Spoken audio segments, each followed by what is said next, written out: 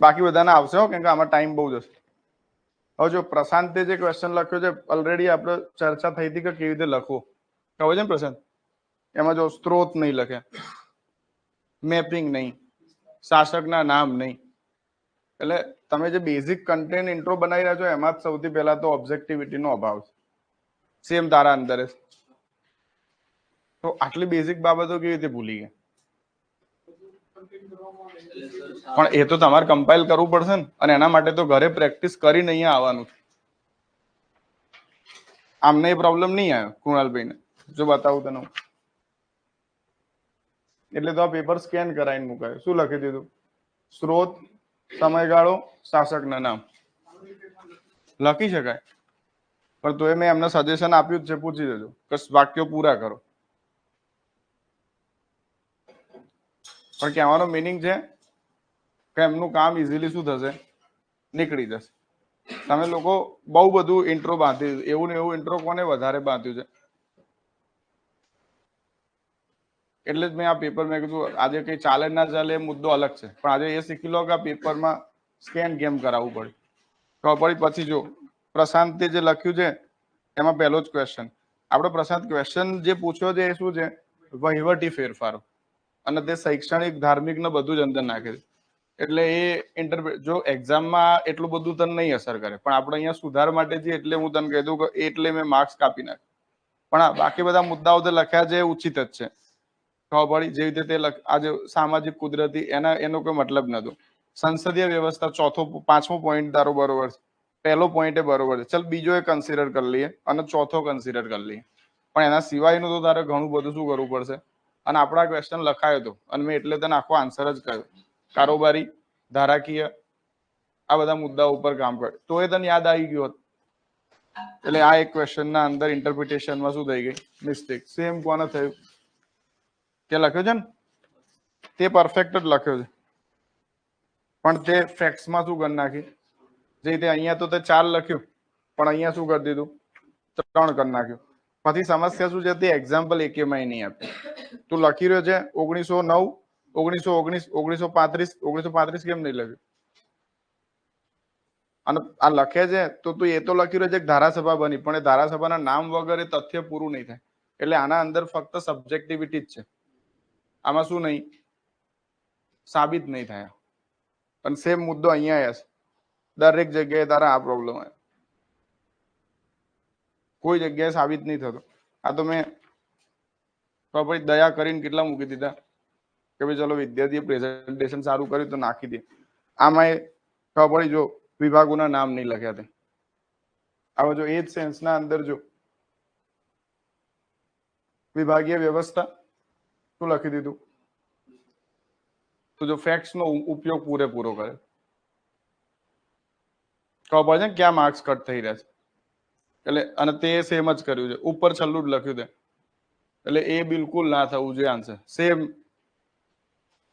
અને લગભગ જેટલાના paper check થયા બધાની આ પ્રોબ્લેમ. કેમ ખબર છે? ધીરજ જ નહીં આન્સર લખવાના અંદર, અને ઘરે કોઈ પ્લાનિંગ નહીં કરવું. હવે એક્ઝામ નજદીક, હવે બધા પેપર આ જ રીતે ચેક થશે.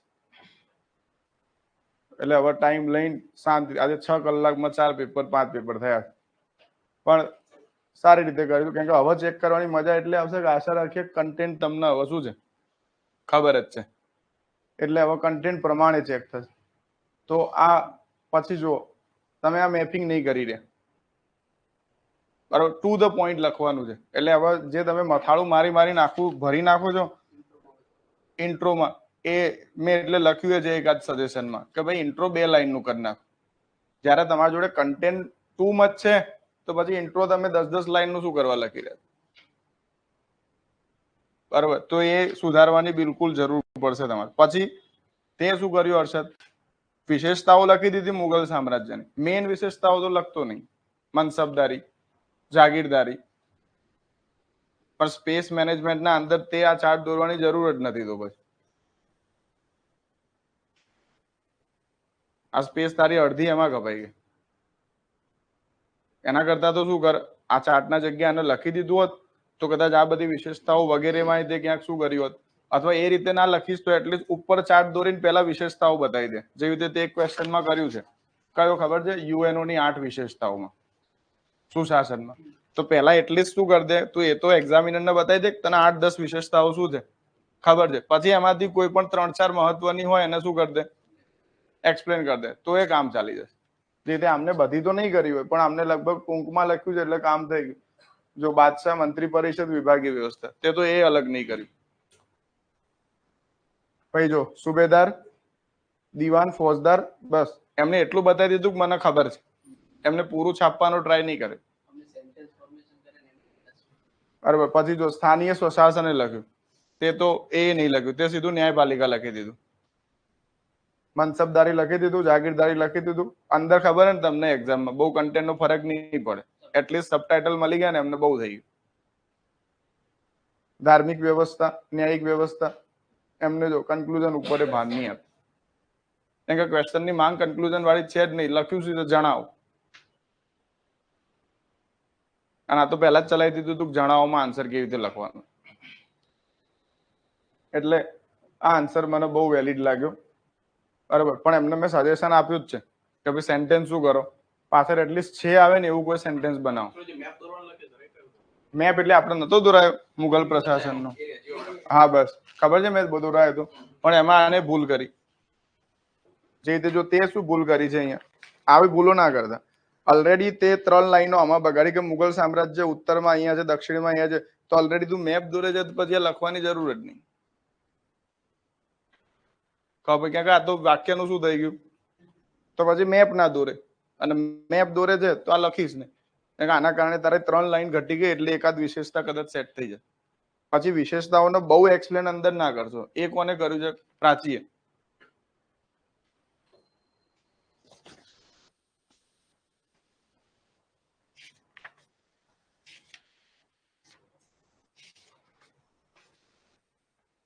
એ તો લખ્યું જ નહીં. પણ જો એને આ વિશેષતાને એક્સપ્લેન કરી. ચોથો ક્વેશ્ચન છે, એમાં પર્યાવરણ સંરક્ષણ લખ્યું ખાલી અને શિક્ષા લખ્યું, બાકી બધું વગેરે એમાં જવા દીધું. આ રીતે આન્સર પૂરો ના થાય. એટલીસ્ટ તમે 5 વિશેષતાઓ તો લખી શકો ને. એટલે આ એ ભૂલો ના થવી જોઈએ. હવે તમે લોકો એવું માનીને ચાલો 90 દિવસના અંદર આવી ભૂલો કરશો તો પછી કેવી રીતે ગોળું દોડશે તમારા લોકોને. 20 ટેસ્ટ લખ્યા છે. આ જેને નહીં લખ્યા એનો મુદ્દો અલગ છે, પણ તમે 3, 4, 5, 10 જણા તો કમ્પલસરી બધા જ લખ્યા છે. તો આ ભૂલો તો હવે ના જ થવી જોઈએ અંતમાં તો. એટલે જો સેકન્ડ ક્વેશ્ચનમાં પ્રશાંતને તો 3.5 જ મળ્યા છે. કન્ટેન્ટ બધો જ ઉપર ચાલલો છે. કન્ટેન્ટમાં સતતતા નથી, તૂટી જાય છે તારો કન્ટેન્ટ. જે રીતે અહીંયા જો સતતતા છે, રાજ્યનું સ્વરૂપ, બરાબર. એના પછી જો એમને ABCD આપ્યું છે, કેન્દ્રીય, પ્રાંતીય, સ્થાનીય, મનસબદારી, બરાબર, જાગીરદારી, ધાર્મિક અને રાજસ્વ. તારે શું થયું જો અહીંયા સીધું કેન્દ્રીય, પ્રાંતીય, સ્થાનીય, ન્યાય, સૈન્ય, કર વ્યવસ્થા, પણ એના અંદર કશું નહીં. એટલે એ ભૂલ ના થવી જોઈએ. પછી જે ક્વેશ્ચન આવે છે, દબાણ જૂથો શું છે? હવે તે આના અંદર શું કર્યું ખબર? બીજો ક્વેશ્ચન તો તે છાપ્યો જ નહીં, લાક્ષણિકતાઓ લખી જ નહીં તે. બરાબર. હવે સમજો દબાણ જૂથો શું છે, આની વ્યાખ્યા છે. હવે પ્રાચીએ તો આનાથી ખરાબ લખ્યું છે. દબાણ જૂથોના અંદર આજે આયા નહીં ને તો ગયા હતા. જો સાધનો, નિયુક્તિકરણ, પ્રદર્શન, લોબિંગ, વાદ વિવાદ, દબાવ જૂથોની લાક્ષણિકતાઓ. મેં અહીંયા કહ્યું છે કે ભાઈ એટલીસ્ટ કુણાલભાઈ તમે લખો તો શું કરો, એનો સબ પોઈન્ટ આપી દો, અને સબ પોઈન્ટ આપીને એને એક્સપ્લેન કરશો ને તો તમને પેલા બધા ક્વેશ્ચનના જેમ પોઈન્ટ વાંચીને જ ક્લિયર થઈ જશે. બરાબર. તમે આના સબ પોઈન્ટ આમાંથી જ બની જતા હતા. લખ્યું છે વ્યક્તિગત સબ પોઈન્ટ હતા, પણ તમે એને સબ પોઈન્ટ વાઇઝ લખશો ને તો અંદર કન્ટેન્ટ એટલો ઓછો લખો બસ, અને બધા ઉપર લગભગ લાગુ થશે. કોઈને સબ પોઈન્ટ નહીં મારે. આપણે ઓલરેડી કહીએ સબ પોઈન્ટમાં લખો, એનાથી ફાયદા બહુ હોય. બની જાય, બનાવવો પડે. આ મૌલિકતા આને જ કહેવાય. આટલી પ્રેક્ટિસ કર્યા પછી આવી જવું જોઈએ. દબાણ જૂથોની વિવિધ શું છે પદ્ધતિઓ, જો લખી દીધું એમને. બરાબર. એના પછી જો દબાણ જૂથોના સકારાત્મક પરિણામ. હવે ઘણા બધા વિદ્યાર્થીઓ સકારાત્મક લખે ને નકારાત્મક લખે છે. તે એવું કર્યું હશે અથવા પેલી ખેજલ એવું કર્યું હશે. કોઈને કોઈને એવું કર્યું જ છે. અહીંયા સ્પષ્ટ પૂછ્યું છે કે ભાઈ આપણે ખાલી શું લખવાના છે, સકારાત્મક, તો તમારે નકારાત્મક લખવાની જરૂર નહીં, ખાલી ખાલી કન્ટેન્ટ વેસ્ટ કરી રહ્યા છે. બીજું, વિવિધ પ્રકારના દબાવ સમૂહો લખ્યા, બરાબર, સાથે એના શું કરી દીધા, એમને પોઝિટિવ એ લખી દીધા, એટલે એમનો કન્ટેન્ટ ક્વેશ્ચનની માંગ અનુસાર જતો રહ્યો. તમારા લોકોના અંદર એવું નહીં થતું. જે ત્યાં આનું પેપર છે પ્રશાંતનું, એના અંદર હડતાલ, એને બસ આ લાક્ષણિકતાઓ વાળો મુદ્દો નહીં લખે. તારું જોજે હર્ષદ.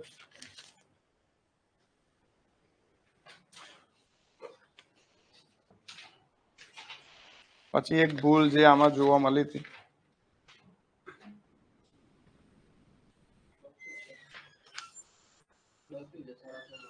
હા તો તે સારું લખ્યું છે. આ એ ક્વેશ્ચન તારો સારો છે, કારણ કે તે જો લાક્ષણિક, જો આનો ક્વેશ્ચન સારો છે, દેખાય છે? જો લાક્ષણિકતાઓ, સબ પોઈન્ટ, આ બાજુ જો ઓબ્જેક્ટિવ, એના નીચે વિવિધ પ્રકારની પદ્ધતિઓ અને હકારાત્મક, ટુ ધ પોઈન્ટ આન્સર છે. આમાં કોઈ ભૂલ નહીં. જે ભૂલ છે મેં લખી દીધી, બરોબર. અહીંયા સેન્ટેન્સ પૂરું નહીં થયું ખાલી, એટલે સેન્ટેન્સ અધૂરું ના રહે એટલે આટલું ખાલી એડ કરવાનું, તો બાકી આમાં કોઈ પ્રોબ્લેમ. મેં તો 6.5 આપ્યા, કદાચ 7 આવે ને 7.5 આવે. આવા આન્સર તમારા જવા જોઈએ, આટલી મહેનત કર્યા પછી તો.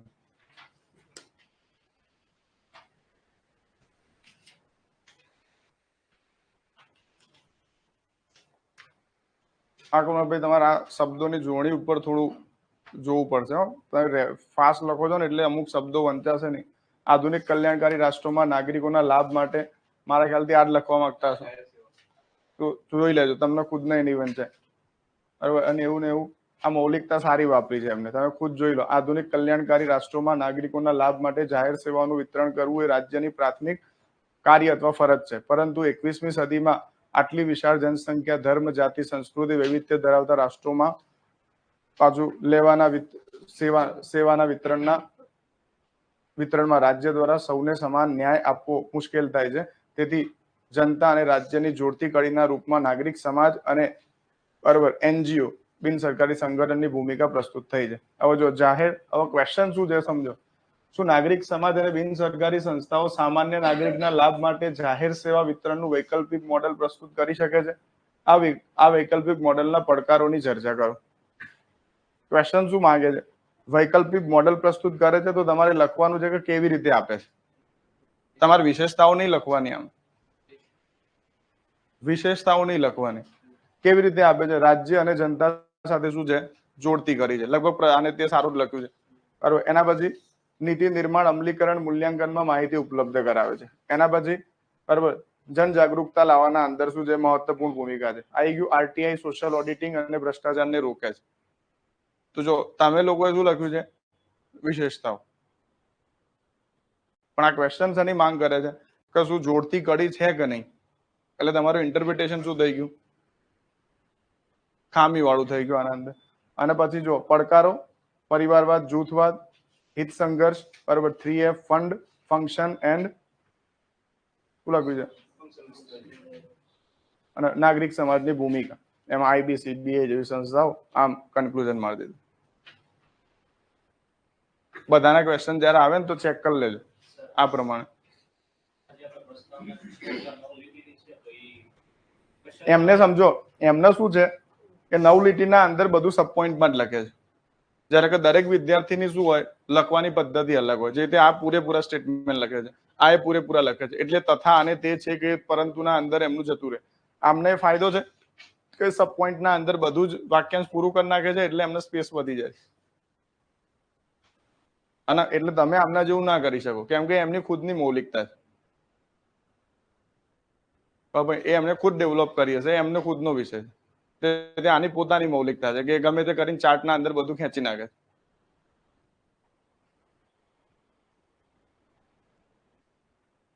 હવે જો અહીંયા જે ભૂલ કરી, આઈ હોપ કુણાલભાઈ એગ્રી થશે આનાથી. આ લખવાની શું હતી, જરૂર હતી, પણ એ ભૂલી ગયા. હા, બીજા બધા લગભગ તે નહીં લખ્યું ને, આને નહીં લખ્યું, પ્રશાંતે લખ્યું છે. પણ પ્રશાંતે જે રીતે લખ્યું છે પેરેગ્રાફના પરિચયમાં જ લખી દીધું છે, અને એવું ને એવું પ્રાચીએ લખ્યું છે. જો કે ભાઈ એ ઉચિત નહીં. ક્વેશ્ચન જુઓ શું કહે છે, કોર્પોરેટ સોશિયલ રિસ્પોન્સિબિલિટીની વિભાવના આપણા બંધારણીય ભાવનામાં સમાવિષ્ટ સામાજિક ન્યાયના આદર્શને કેવી રીતે પ્રોત્સાહન આપે છે. આ યુપીએસસી ઓપ્શનલમાં પૂછાયેલો ક્વેશ્ચન.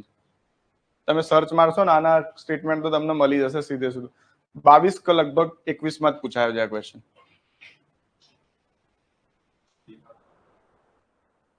ટીવી આમ કરી દે ને. હવે પ્રોબ્લેમ નું સોલ્યુશન. CSR. હવે જો કદાચ આ નહીં લખો તો એ ચાલશે. સમજ, તમે લખ્યું કોર્પોરેટ કંપનીઓ દ્વારા પોતાને પ્રાપ્ત થયેલા નફાના એક નાના અંશને આપવું. હવે આ પ્રાચી આખું શું કર્યું છે જો, અંદર માપદંડ સાથે બધું જ ચિતરી નાખ્યું. આ એ ભૂલો ના થવી. ડેફિનેશન એટલે ડેફિનેશન જ આપવાની. CSR શું છે, સિમ્પલ શબ્દોમાં લખાય અને લખાયેલું જ છે. મેં ક્લાસ નોટ ના અંદર ખબર પડી. આ લખી દીધું તમે. પછી CSR નો કાયદાકીય ઉલ્લેખ. બસ આ એક્ટ લખ્યો ને એના જગ્યાએ શું લખવાના હતા, થોડા માપદંડ લખવાના હતા. આ સ્કીપ થઈ ગયું તમારે. બાકી એમને અનુસૂચિ 7 કરીને જે લખવાનું તે બધું લખ્યું. CSR ક્યાં વપરાય. ચલો આ પૂરું થયું. CSR હેઠળ થયેલી પ્રવૃત્તિઓ. સૌથી જે મહત્વપૂર્ણ બાબત છે તમારા બંનેના આન્સરના અંદર, તમે એક પણ NGO ના નામ નહીં લખ.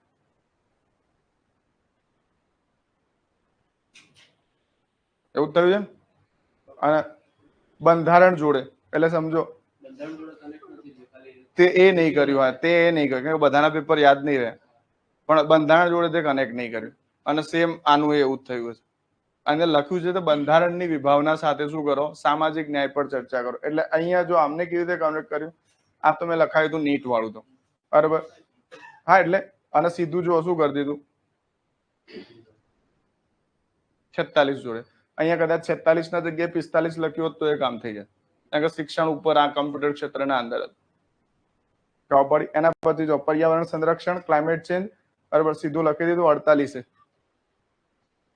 એના પછી જો અનાથ બાળકોની માટે 45 અને કયો 39F. 39F ખોટો છે બરાબર. 39 ત્યાં F ક્લાઉઝમાં આવે, કેપિટલમાં નહીં આવતું. પણ એ ભૂલ કોઈ એટલી મોટી નહીં કે જેના આધારે માર્ક્સ કાપી નાખે. ખબર પડી.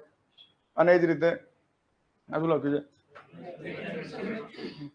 સમય સેમ 48 બરાબર. આર્કિયોલોજીકલ છે ને, આ 49મો આર્ટિકલ છે. પેલું નહીં આપણા રાષ્ટ્રીય સ્મારકોનું સંરક્ષણ, તો તમે એના અંદર એડ કરી શકો. અને આ છે કયો તમારો, એના અંદર તમે જે લખ્યું હોય. પણ ઓવરઓલ તમે સમજો જે ક્વેશ્ચનની માંગ છે ને આમાં શું થઈ જશે, સફિશિયન્ટ થઈ જશે. તમારા અંદર તમારો કન્ટેન્ટ તો છે, પણ એના જોડે શું નહીં જોડ્યું, સંવિધાનને નહીં જોડ્યું. આ તો સારું છે, સંવિધાનના જગ્યાએ યોજનાઓ જોડવાની આવે, કાયદાઓ જોડવાના આવે બરોબર. હજુ આમાં આમને તો ખાલી DPSB જ કનેક્ટ કર્યા છે. આના અંદર ખેજલે સારું લખ્યું છે. ખેજલ પેપર આવે એને તો આખો આર્ટિકલ 21 કનેક્ટ કરી નાખે.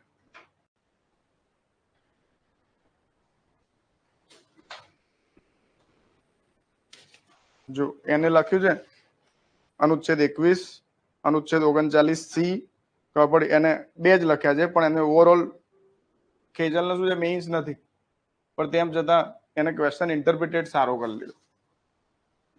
એટલે આનો મિનિંગ મેઇન્સ આવશે ત્યાં સુધી તારું સારું એવું શું થઈ ગયું હશે. ભલે એ ઊંઘમાં હોય છે 24 કલાક. અને સિરિયસલી એના જોડે એક વસ્તુ છે એની મૌલિકતા. 7 જ ક્વેશ્ચન લખ્યા છે, પણ ઓવરઓલ જેટલાય લખ્યા છે એ બહુ સારા લખ્યા છે. જો આ પણ લખ્યો છે એને, વધારે નહીં લખ્યા. અને એક તો કયો લખ્યો છે પેલો મૌર્ય વાળો, એને સારો લખ્યો.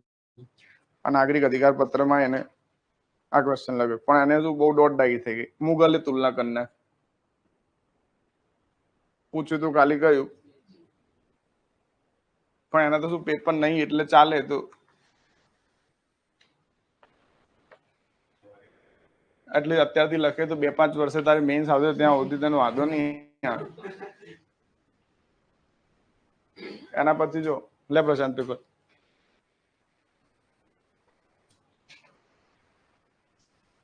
નાગરિક ચાર્ટર શું છે સમજાવો કે કેવી રીતે નાગરિક ચાર્ટર સત્તાના હોદ્દાઓ પરના નાગરિકોના સશક્તિકરણને વધુ જ બનાવે. મેં આમાં ક્યાં વિશેષતાઓ પૂછી ભાઈ?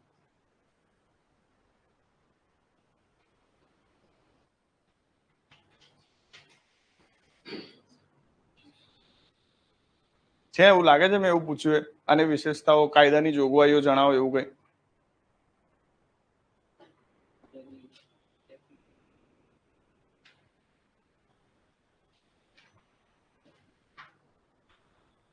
માં પૂછો તો એવું પૂછો નાગરિક ચાર્ટર શું છે? એક નાગરિક ચાર્ટરના અંદર કઈ વિશેષતાઓ હોવી જોઈએ? તમને ખબર છે ક્વેશ્ચન કયો પૂછ્યો છે? પેલા 6 મૂલ્યો લખવાના છે. જો ક્વેશ્ચન કાઢો એનો મેં લખાયો છે.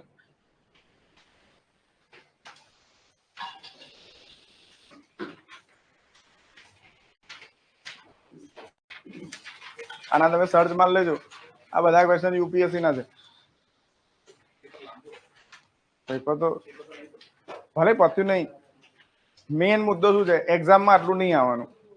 તમે અહીંયા આટલું ઇન્ટરપ્રિટેશન સારું કર્યું, આનો મિનિંગ શું છે? પોબેટમાં તમને વાંધો આવશે નહીં. સિવાય કદાચ કોઈ ના કરે નારાયણ ને કરે સ્વામિનારાયણ જેવું થઈ જાય. એટલે આપણે હજુ 21મો ટેસ્ટ પોબેટનું જ છે. અને 30 ક્વેશ્ચન તમે પોબેટ ઉપર લખી દેશો એટલે તમારી મૌલિકતા શું થઈ જશે?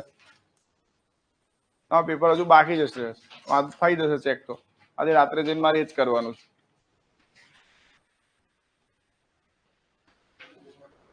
પણ ચેકિંગ કરવાની મજા ક્યારે આવે?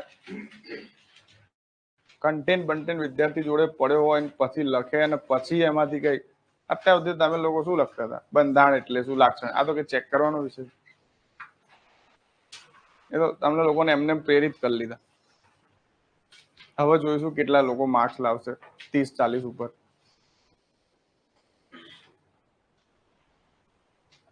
મળ્યો? જો લખાય છે મૂલ્યો, હવે ક્વેશ્ચન વાંચો અને ઇન્ટરપ્રિટેટ કરો. થઈ જશે? શું છે ક્વેશ્ચન? જો સત્તાના હોદ્દા પરના નાગરિકોના સશક્તિકરણને વધુ કેવી રીતે મજબૂત મતલબ જ ને ભાઈ. મૂલ્ય નક્કી થઈ જાય, ફીસ નક્કી થઈ જાય. આનો મિનિંગ શાસનમાં ભ્રષ્ટાચાર થશે નહીં. એના પછી શાસનની તમામ જાણકારી મળી જાય. કયો હોદ્દેદાર કયું કામ કરે છે, શું કરે છે, તે કરે છે, ખબર પડી તો એનાથી પણ શું થશે? પારદર્શિતા વધશે. બરોબર. એના સિવાય ફરિયાદ નિવારણ તંત્ર હશે. આનાથી પણ લોકોનું ઉત્તરદાયિત્વ જનતા પ્રત્યે એમનું શું થઈ જશે? વધી જશે. તો ઓબ્વિયસ છે ને, સત્તાના હોદ્દેદારોને શું બનાવે છે? નાગરિકો પ્રત્યે સશક્ત બનાવે. તો સાબિત થઈ જશે તમારા આન્સર. બીજો જે મેં એક જણના અંદર સજેશનમાં લખ્યું હતું, જો આ જ ક્વેશ્ચનમાં આના અંદર લખ્યું છે. જો પ્રશ્ન છે કે સિટીઝન ચાર્ટર થી નાગરિકોના સશક્તિકરણ કેવી રીતે થાય છે? આનો મિનિંગ એવો છે કે ભાઈ કેવી રીતે સત્તાના હોદ્દેદારો આ અધિકાર પત્ર લાગુ થવાથી જન કેન્દ્રિત બનશે. આનો મિનિંગ એવો છે કે આની જોગવાઈઓ શું છે? તમે સિટીઝન ચાર્ટર દોર્યું એ બરોબર છે, એનો કોઈ પ્રશ્ન નહીં. તમે ચાર્ટર દોરી એટલું તમે એમાં બતાવી શકો કે આની વિશેષતાઓ છે. પણ લખવાનું ક્વેશ્ચન નો ફ્રેમ શું છે? અલગ છે. એટલે મેં કહ્યું હતું બંને ક્વેશ્ચન ના કન્ટેન્ટ કેવા હતા આ યાદ રાખજો. જો આમને એ રીતે લખ્યું છે: ઉપલબ્ધ સેવાઓની વિગત, સેવાઓના અન્ય વિકલ્પ, બરાબર, નિશ્ચિત સમય મર્યાદા, ફરિયાદ નિવારણ તંત્ર, જવાબદાર અધિકારીઓનું નામ અને સંબંધિત બાબતો. આ રીતે નાગરિક અધિકાર પત્ર આ લોકો શું એમને ક્યાંય પણ વિશેષતાઓ નહીં અથવા વિશેષતાઓ લખી છે ને તો એ વિશેષતાઓને શું કરી દીધું છે? મોલ્ડ કરી અને સાબિત કરવાનો પ્રયત્ન કર્યો કે આ રીતે આને શું બનાવશે? ના ગયું. તો તમે વિશેષતાઓ જ લખો, હું તો કહું છું 6 છે, પણ એના આધારે સાબિત ક્વેશ્ચનના આન્સરને એ રીતે વાળી દો કે આનાથી આ થશે. કેમ કે આપણે 2 + 2 શું કરવાના છે? 4. હવે 4 તમે ગમે તે રીતે કરો, કન્ટેન્ટ ગમે તે રીતે વાળી નાખો. હું તો કહું છું મૂલ્ય લખીને એવું લખો કે ભાઈ નાગરિક અધિકાર પત્રના અંદર કોઈ પણ વસ્તુ કે સેવાનું મૂલ્ય નિર્ધારિત હોવાથી શાસનના અંદર રહેલા જવાબદાર અધિકારીઓ ભ્રષ્ટાચારની માંગ કરી શકતા નથી, જેથી શાસન નાગરિકો પ્રત્યે શું થશે? જવાબ દે અને નાગરિકોનું સશક્તિકરણ થશે. આ રીતે પણ લખી શકો. ફરિયાદ નિવારણ તંત્ર, આનો પણ તમે આ જ રીતે ઉપયોગ કરો. થઈ શકે ને? કન્ટેન્ટ એક જ છે, એને મોલ્ડ કરતા શીખો અલગ અલગ ડાયમેન્શન. આ તો આખો ક્વેશ્ચન ચલાવ્યો હતો અને આ ખબર છે ને યુપીએસસી 2022 માં જ પૂછાયેલો છે. આ ક્વેશ્ચન સિમ્પલ છે અને મેં કહ્યું હતું ઘરે જઈને બેંક લિંકેજ પ્રોગ્રામ શું કરજો. કોને વાંચ્યો?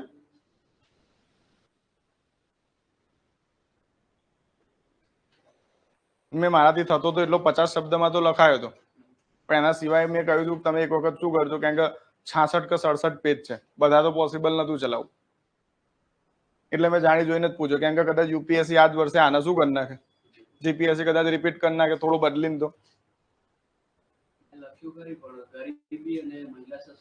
ખબર પડે ને તારી ભૂલ. ક્વેશ્ચન સમજો. Self help group bank linkage programme જે ભારતની પોતાની નવીનતા છે, તે ગરીબી નાબૂદી અને મહિલા સશક્તિકરણના સૌથી અસરકારક કાર્યક્રમનો એક સાબિત થયો છે, સ્પષ્ટ કરો. તમને કહે આમને માર્ક્સ આપવાનું એક જ કારણ છે, જો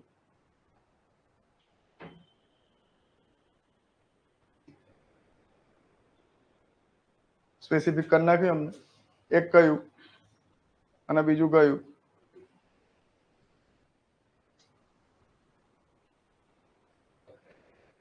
અને તમે શું કર્યું, બધું જ લખી દીધું. આને કહેવાય ટુ ધ પોઈન્ટ જવું, આટલું અંતર થઈ જાય.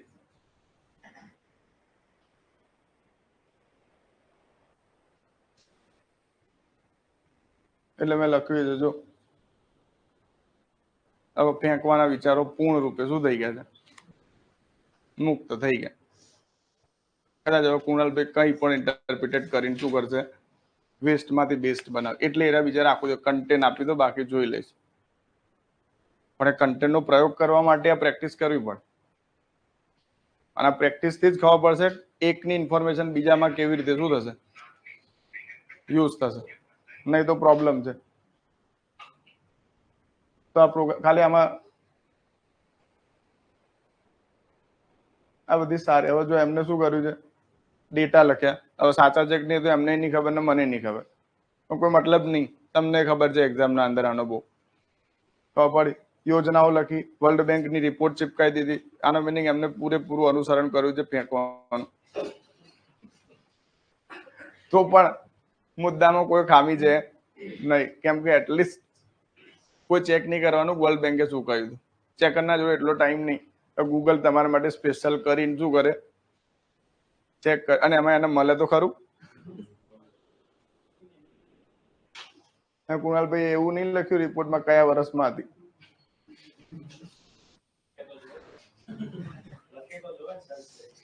આ ચાલાકી જ કહેવાય. બાકી એમને લખ્યો તો હું જ ચેક કરો પેલા તો, પણ વર્ષ જ નહીં લખ્યું પછી ખાલી ખાલી કેમ મગજમારી કરવી. પછી જો એમને કૌશલ વિકાસ, ઉદ્યમિતા ખબર પડી. દરેક મુદ્દાના જોડે પેલા મેં તમિલનાડુના એક્ઝામ્પલ લખાયા હતા ને એ એમને ચિપકાઈ દીધા. મને તો ખબર પડે જ કે એમને શું કર્યું, પણ સામે વાળાને એટલું ખબર નહીં પડે કે એમને શું કર્યું. કેમ કે એમને તો 4 જ ક્વેશ્ચન લખવાના છે. તે 4 ક્વેશ્ચન માટે આ કન્ટેન્ટ શું છે, બહુ એક્સ્ટ્રા ઓર્ડિનરી.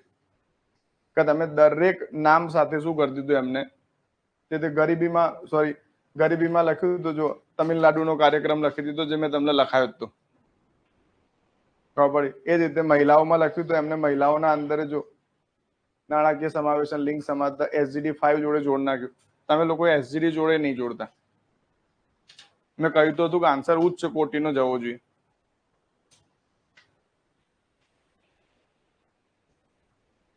પેપર ક્યારે આપશો બાકી લોકો?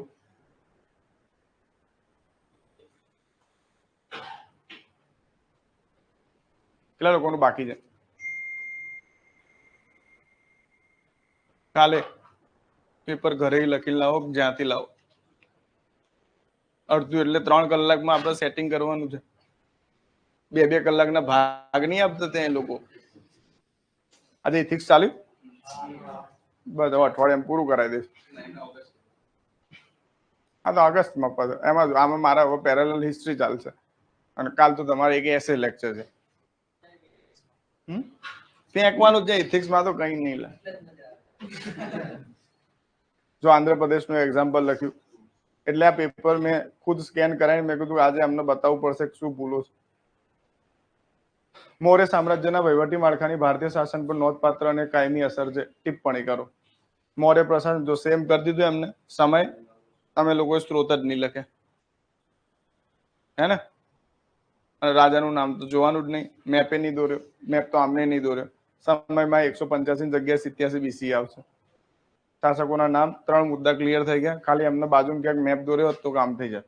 બરાબર, સીધું લખી દીધું સેમ. જો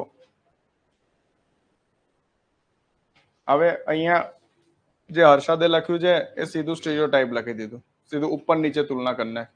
આમને શું કર્યું? જો આધુનિક ભારતીય શાસન, બાજુમાં શું કરી દીધું? મૌર્ય. ખબર પડી? રાજા, રાષ્ટ્રપતિ, મંત્રી પરિષદ, મંત્રી પરિષદ, વિભાગીય વ્યવસ્થા. હવે વિભાગીય વ્યવસ્થાના નામે નહીં લખે.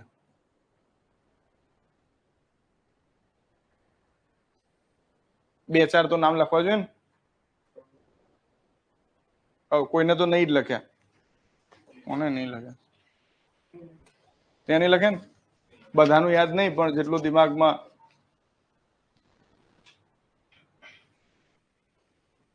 એટલે વધારે કડક પેપર ચેક ના કરે. એ તો માર્ક્સ જ નહીં આવે તમારું.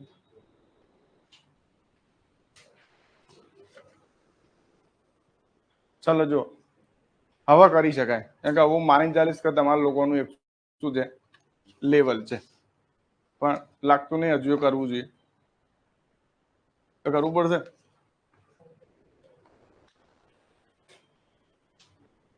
શું કહ્યું સીધું? હજુ આમાં ભૂલો નીકળે, પણ પછી આનાથી વધારે સારો આન્સર બનાવવાનો કોઈના જોડે ખબર પડે ને પેલો ચાન્સ નહીં જાય. પણ એ તો સમજો, આની તો તમારે પ્રિપેરેશન કરવાની છે. આનું તો તમારે અહીંયાથી આ લખીને ગયા તો વાસ્તવિક એક્ઝામમાં થોડી આટલો ટાઈમ લેશે. અને આ તો તમને ખબર જ છે કે જો આવો ક્વેશ્ચન પૂછાશે તમારે કરવાનું શું છે. આ સ્થિતિમાં તો પહેલી વખત સામે આવ્યું એટલે તમારે ફોર્મેટિંગમાં ટાઈમ ગયો. હા, આનાથી વધારે શોર્ટ નહીં થાય. આનાથી વધારે આમાં એક શોર્ટ કરી શકો તમે કે આ બધા જ લખ્યા ને એમાંથી 3 નું જ કરો, સ્થાનિક સુધી કરો, અને બાકી બધાને એમને એમ જવા ખબર પડી. તો કદાચ શું શું થાય, એક પેજના અંદર તુલના કરો, બીજા પેજના અંદર સામાન્ય શું કરી દો, વિશેષતાઓ લખી દો અને એને એક્સપ્લેન કરી દો. એ રીતે શોર્ટ કરી શકો. બાકી કોઈ ચાન્સ નહીં આને શોર્ટ કરવાનો. આ તો તમે આમે સેન્ટેન્સ પૂરા નહીં કરે, આમાંથી શોર્ટ કરશો તો બચશે. હા, લખ્યું તો ખાસું છે અને મેં માર્ક્સ લગભગ તને આપ્યા જ હશે, પણ આશા રાખું ખબર પડી રહેશે કેવી રીતે લખ્યું. પછી એમના ફેક્ટ છે પરફેક્ટ છે. 163, 74 પદ્ધતિ, નાણામંત્રી, બરાબર. આ બાજુમાં સમાહર્તા, જે નામ લખવાના હતા બધા પૂરા લખી દીધા. સ્થાનિક સ્વરાજના અંદર ખાલી સંસ્થાઓના નામ લખવાની જરૂર હતી, ખબર પડી? સ્થાનીય, દ્રોણમુખ ને એ બધા. પણ 73મું 74મું અમેન્ડમેન્ટ સીધું કનેક્ટ કરીને ખાલી વર્ષ નહીં લખ્યું તેમને 1992. બાકી લખ્યું હોત તો વાંધો ના હોત, પણ વાંધો નહીં, એ તો નોર્મલ મિસ્ટેક છે, કોઈ પણ વ્યક્તિથી થશે. સુરક્ષા તો સામે જો આધુનિક, ન્યાય વ્યવસ્થા સામે આધુનિક, રાજસ્વ ભારત, મિત્ર પ્રશાસન, વિદેશ નીતિ, ખતમ. એમને કશું નહીં કહ્યું. પેલા 6 મૂલ્યો હતા ને 6 જોડે તુલના કરી નાખી. આપણે શું ભૂલ થઈ?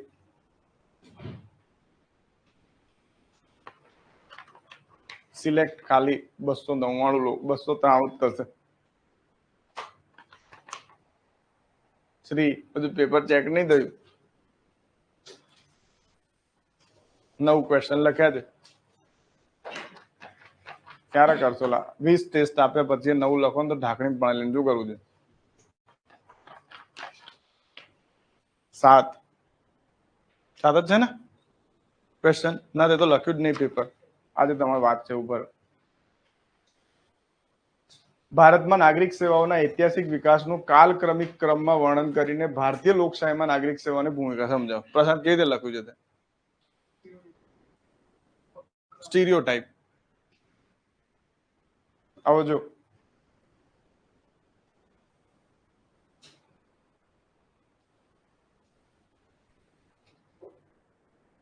હવે બ્રિટનમાં એ જોતું, હેસ્ટિંગ, કોર્નવાલિસ, ઈસ્ટ ઇન્ડિયા કંપની 1853. એમાં કોઈને તો ફેક્ટ્સમાં ભૂલો છે. 1864 લખ્યું છે, ખબર પડી? પછી જુઓ, અચિસન, લી કમિશન, પૂરું કરી નાખ્યું એમને, કેમ કે હવે વધારે નહીં લખીએ કે. બાકી 1935 લખાય એમાં, પણ આપણે સજેશન નહીં આપતા, કેમ કે મોર ધેન ઇનફ લખી દીધું, બરાબર. ખાલી એટલું કરવાનું હતું કે આનો ભાગ 14 જોડે કનેક્ટ કરી નાખવાનો હતું. એ કર્યું હોત તો તમારો આન્સર ઓવરઓલ ગોળ મોડ પૂરો થઈ ગયો, બરાબર. હવે ભારતના અંદર ભૂમિકા, હવે ભૂમિકા તો આઈ હોપ બધાને કોમન જ લખી છે બધા, એટલે કોઈ ફરક નહીં પડતો. તો પણ આન્સર જો શું થઈ ગયો, ટુ ધ પોઈન્ટ પૂરો થઈ ગયો. સેમ બધા તારા અંદર સ્ટીરિયોટાઇપ જ ગયું છે. બ્રિટિશ થી શરૂ કર્યું એનો વાંધો નહીં, શરૂ બ્રિટિશ થી કર્યું તોય વાંધો નહીં, પણ બ્રિટિશ થી કર્યું તોય તે જો જે લખવાની પદ્ધતિ હતી એના અંદર ઘણું બધું શું કરવું પડશે, ચેન્જીસ કરી લે.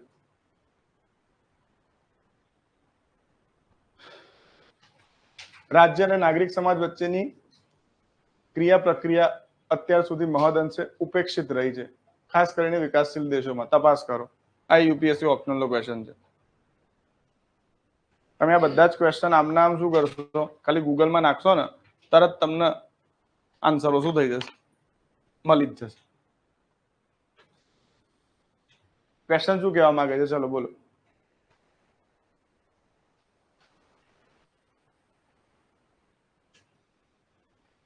એવું ના આન્સર સાચો જ છે એવું કે છે નહીં. ઇંગ્લિશ જોઈ લે.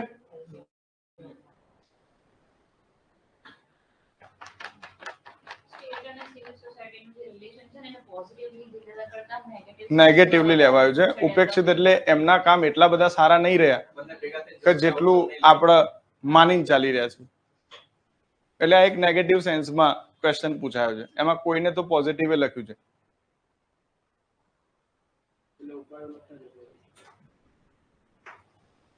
બરાબર. હવે જો એમને રાજ્યની વ્યાખ્યા લખી દીધી, નાગરિક સમાજની વ્યાખ્યા લખી દીધી, નાગરિક સમાજમાં કોણ કોણ આવે એ લખી દીધું.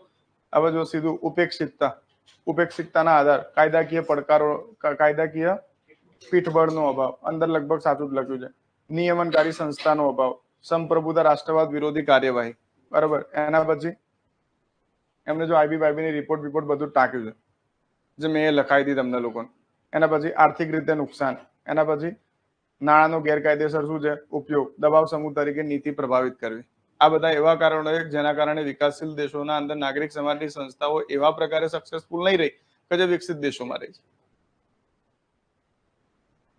તો તમે સાબિત કર્યું કે હા ભાઈ આ મુદ્દો ક્યાંય ને ક્યાં શું છે, સચોટ છે. બરાબર. પ્રક્રિયા કલ્યાણકારી રાજ્ય, વિજયકુમાર સમિતિ. આ મને નહીં ખબર એમને કેવી રીતે લખ્યું.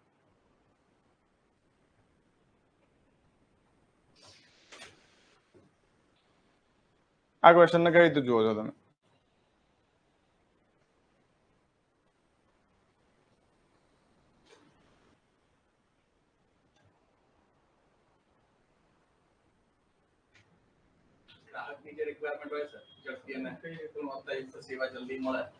અહીંયા તમે આ દોરી શકો અને અહીંયા તમે બેઝિક આન્સર લખો જ ને તો એ ચાલી જાય. તમે દરેકને સજેશન આપ્યા જ છે. સેવાઓની વિગતો હોય, ઝડપી ગુણવત્તાયુક્ત સેવા મળી જાય, ખબર પડી, ફરિયાદ નિવારણ તંત્ર મળી જાય. આના કારણે ક્યાંય ને ક્યાંય ગ્રાહકની જે એક જાહેર સંસ્થા જોડે અપેક્ષાઓ હોય બધી શું થઈ જાય છે, નાગરિક અધિકાર પત્રથી પૂરી થઈ જાય. એટલે નાગરિક અધિકાર પત્ર ક્યાંય ને ક્યાંય ગુડ ગવર્નન્સ નું એક શું છે, સાધન છે. બસ આટલું સાબિત કરવાનું હતું તમારે, તો તમારું કામ થઈ ગયું.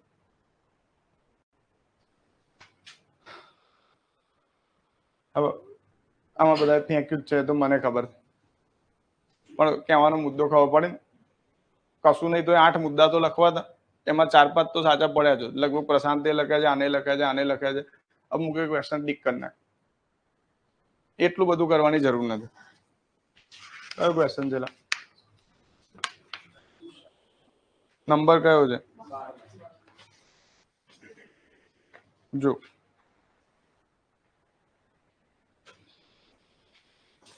ક્વેશ્ચન લખ્યા છે 9. આ લોકો પાસ કરશે જીપીએસ.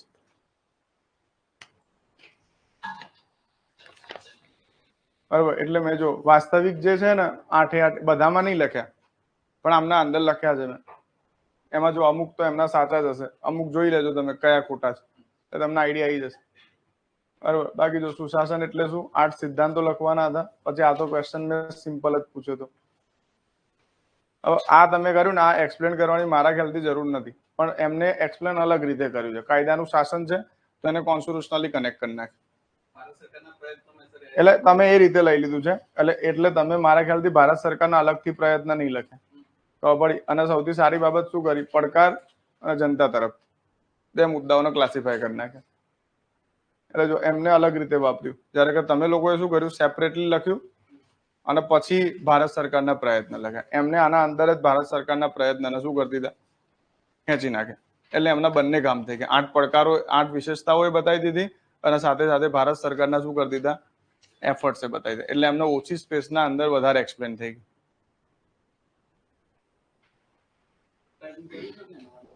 લખાય, કોઈ વાંધો નહીં એનો. આ લખાય, મેં ખોટું નહીં કીધું. જો મેં માર્ક્સ કેટલા મૂકે, દરેકની મૌલિકતા કેવી હશે, અલગ અલગ હશે. એમને આ રીતે લખ્યું તે તારી રીતે લખ્યું. બંને કન્ટેન્ટ શું છે, એના સ્તર ઉપર તો સાચા જ છે. એમને તો તોય મેં 4.5 જ આપ્યા છે.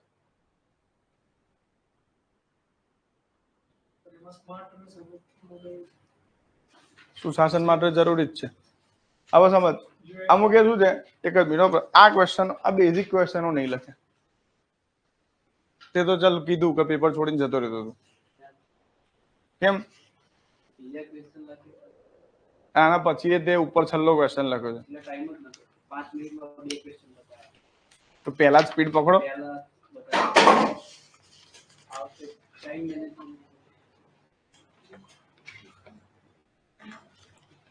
પાછી તો આખું ઇન્ટરપ્રિટેશન ખોટું કર્યું.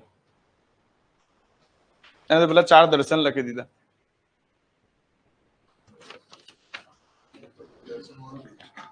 દર્શન વાળો ક્વેશ્ચન જ નહીં પૂછ્યો મેં. દર્શન તમને પૂછાય જ નહીં, તો ખાલી તમને સમજાવવા માટે હતો. હજુ તો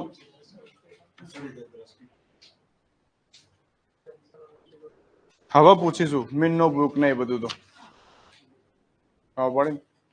અત્યારે નહીં પૂછે. શું રહી માયરા, બોલો રાહુલ, રહી બોલો. બાકી રાહુલના આન્સર સારા છે. પણ રાહુલનો મુદ્દો એક છે કે ક્વેશ્ચનો પૂરા નહીં થાય એટલા બધા કન્ટેન્ટ સાથે. એટલે એમાં તું કઈ કર. મેં તને પહેલા કહ્યું છે, કન્ટેન્ટ શું કર, ઓછો કર. તારી આન્સર રાઇટિંગ ને બધું જ બરોબર છે. કન્ટેન્ટ નું તારે કરવું પડશે, જે કરવું હોય.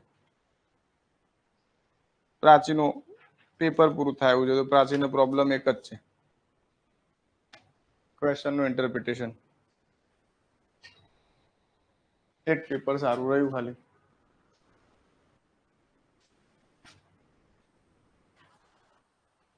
એટલે આમાં બહુ મેં પછી મગજ મારી નાખ્યા કે આ તો કોમન ક્વેશ્ચન નો આન્સર આ લખવાનો હતો. જો લખાયો હતો મેં કહ્યું મૂલ્ય મુક્ત અભિગમ, ખબર વસ્તુનિષ્ઠતાની, પછી સાર્વભૌમિકતાનો અભાવ. એટલે તો લોક પ્રશાસન કેવી અવધારણા છે, ગતિશીલ અવધારણા છે. અને આપણે પેલા 4 મોડેલ થી શીખ્યા હતા કે કેમ આવું છે. અને પછી મેં ચલાવ્યું હતું કે લોક પ્રશાસન કલા છે કે વિજ્ઞાન. એમાં આપણા ક્વેશ્ચન ત્યાંથી ઉઠાવ્યો. તો આને શું કરી દીધું, 4 મોડેલ લખી દીધા.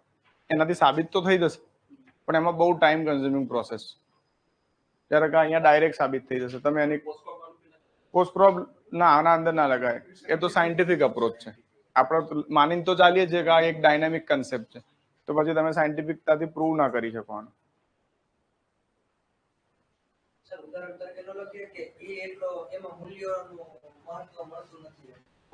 હા, લખી શકો તમે એક્ઝામ્પલ તરીકે.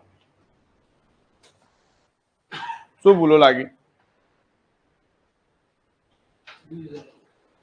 રિવિઝન તો તમારે હદ કરવું પડશે.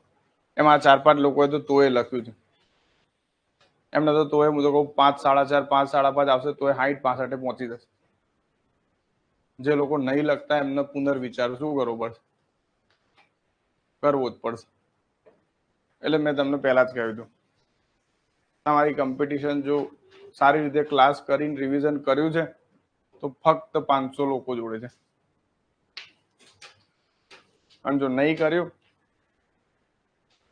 9000 લોકો જોડે કરો. સિમ્પલ મુદ્દાઓ છે.